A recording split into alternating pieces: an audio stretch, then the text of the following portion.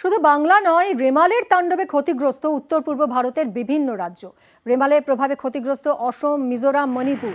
গুয়াহাটিতে ব্যাহত বিদ্যুৎ পরিষেবা, বিদ্যুৎ না থাকায় জল সরবরাহ এবং মোবাইল পরিষেবা ব্যাহত।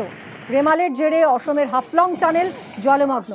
ঝড়ে গাছ উপড়ে পড়ায় গুয়াহাটি শহরের যোগাযোগ ব্যবস্থা স্তব্ধ। মরিগাঁওতে স্কুল বাসের উপরে গাছ উপড়ে পড়ায় মৃত্যু হয়েছে এক ছাত্রের। ঢেকিয়াজুলিতে গাছ পড়ে আহত 12 জন পড়ুয়া। স্কুল বন্ধ রাখা হয়েছে, তবে গুয়াহাটির বেশ কিছু স্কুল খোলা রয়েছে। মরিগাঁও এবং নগাঁও জেলার স্কুল আজ বন্ধ রয়েছে। অসমের মুখ্যমন্ত্রী হিমন্ত বিশ্ব শর্মা টুইট করে শোক প্রকাশ করেছেন।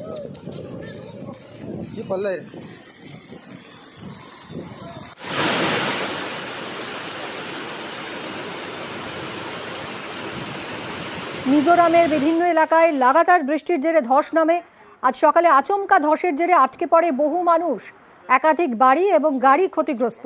ধসের জেরে আটকে রয়েছে রাস্তা, প্রচুর বাড়িঘর ক্ষতিগ্রস্ত হয়েছে। মিজোরামে ধসের জেরে 10 জনের মৃত্যু হয়েছে, 8 জন এখনো নিখোঁজ এবং গুরুতর জখম 2।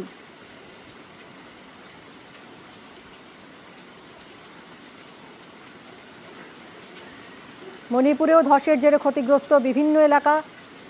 ধসের জেরে জিরিবামে খাদে পড়ে যায় একটি লরি।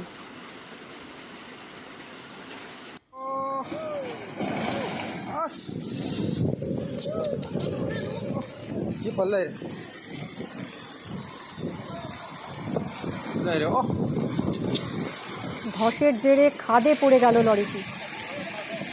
মণিপুরে ঘটেছে এই দুর্ঘটনা।